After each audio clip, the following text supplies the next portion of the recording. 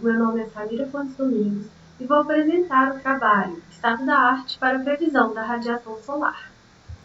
Esse artigo faz parte do meu trabalho de doutorado, que faço na Universidade Federal de Minas Gerais, no Departamento de Pós-Graduação da Engenharia Elétrica.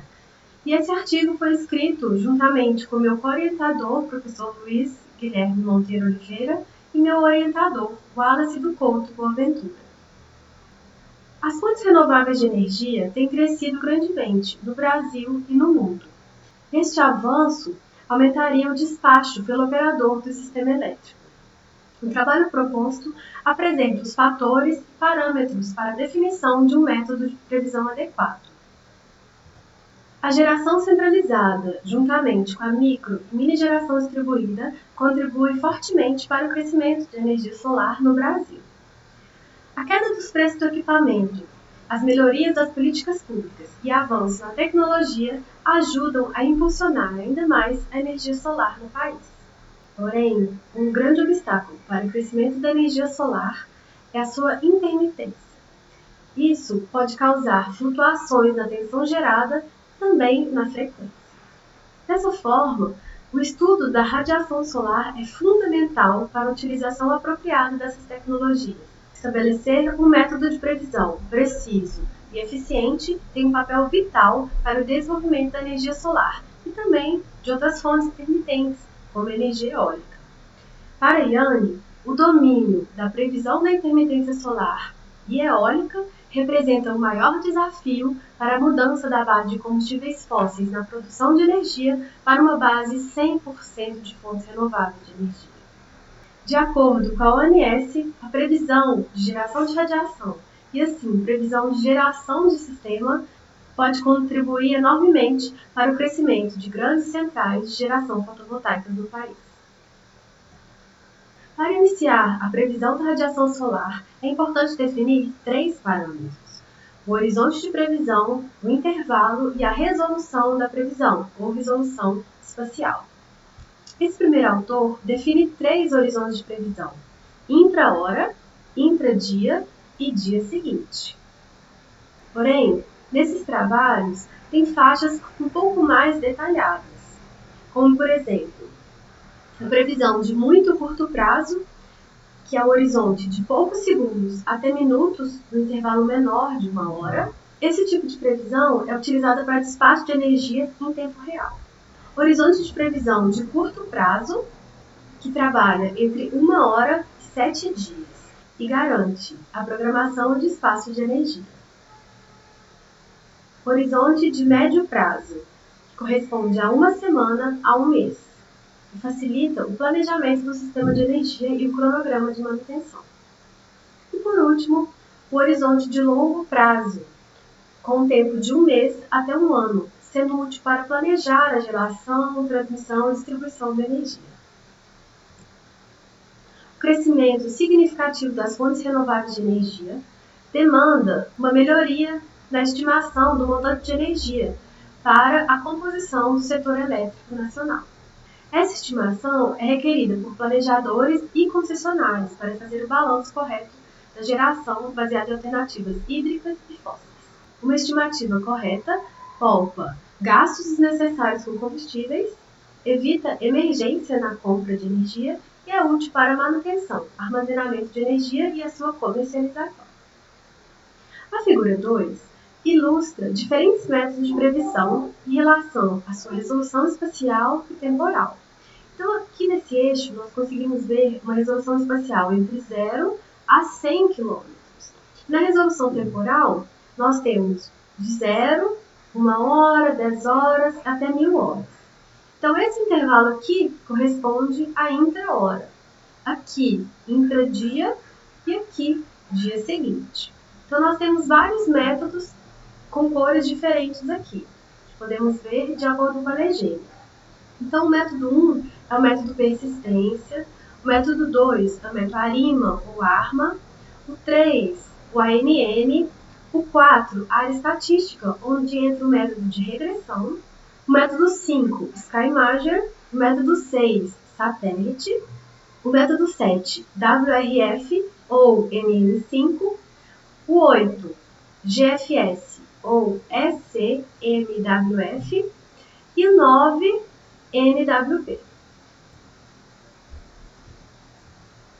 Esse dendrograma apresenta a variedade de nomenclaturas para a previsão de radiação solar. Então aqui nós temos grandes métodos e aqui diversos modelos que compõem esse método. Então nós temos aqui primeiro as séries temporais e aqui, enquanto maior a bolinha, maior a sua utilização. Então aqui nós temos o método ARIMA e o ARMA, que são amplamente utilizados. Temos também o método de regressão, onde temos o modelo MLR ou OLS, que são os modelos utilizados grandemente, o NWP, onde tem o GFS, o NAM ou o WRF. Temos o Machine Learning, ou aprendizado de máquina, e dentro dela temos também as redes neurais, o MLP, por exemplo, RBF. E por último, temos a previsão baseada em imagens, com diferentes métodos apresentados. Então agora vou apresentar os principais métodos e avaliar suas vantagens e desvantagens em relação ao seu horizonte de previsão. O primeiro método é um método que não aparece no dendrograma, mas é muito importante. É o método de persistência. Ele considera que a previsão da radiação do dia seguinte é exatamente igual ao do dia atual.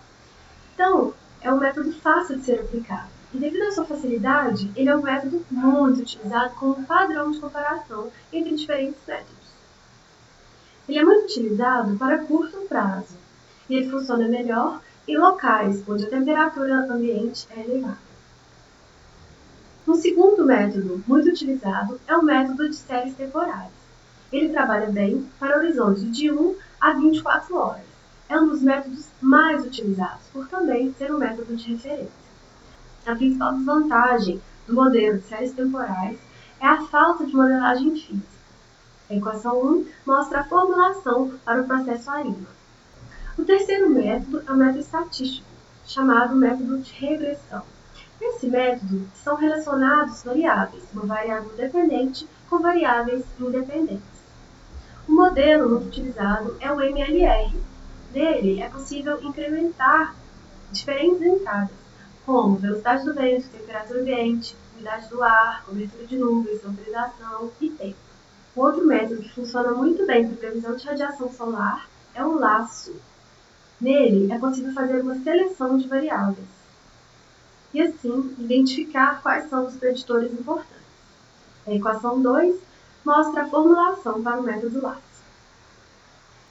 O quarto método para a previsão de radiação solar é o método de previsão numérica do tempo, ou NWP. NWP trabalha com o espectro solar, separando parte de ondas curtas e ondas longas. E esse método funciona muito bem para uma resolução temporal de 1 a 6 horas. A equação 3 demonstra a formulação para o modelo NWP. A figura 4 ilustra a evolução do método NWP com o passar dos anos em relação ao Forest-Skill. Valores acima de 60% são previsões úteis, e maiores que 80% representam um alto grau de precisão. A partir do ano de 1999, as informações de satélite foram incorporadas no método, melhorando seu resultado fortemente. O quinto método é o Machine Learning, ou aprendizado de máquina. É uma das abordagens mais populares na previsão do recurso solar. No Brasil, o método ANN foi implementado para previsão de curto prazo e obteve bons resultados. O método ML é usado como resolução temporal de intra-hora e previsão de curto prazo. A equação 4 mostra a formulação do modelo MLP. O sexto método, e não menos importante, é o método por imagem, dividido em duas técnicas diferentes. A primeira delas utiliza a imagem de satélites e é indicada para horizontes de intradia. Porém, um dos desafios para essa tecnologia é a sincronização espacial entre a imagem do satélite e as medidas registradas e realizadas em solo por estações solarimétricas. Um grande problema é ignorar a natureza 3D das nuvens e também a sua altura, assim aumentando o erro de previsão. Um segundo método é o Sky Margin, que é na verdade a foto do céu. Ele tem bons resultados para tempos curtos e possibilita informações de cobertura de nuvem, classificação e composição de nuvens e direção média das nuvens. Na figura 5, podemos ver o exemplo de uma imagem bruta e uma imagem já tratada pelo laboratório NVL.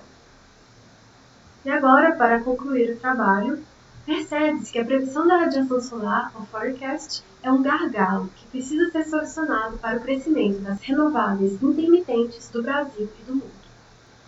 A previsão pode acontecer em diferentes intervalos de tempo, desde previsão de minutos até um ano inteiro.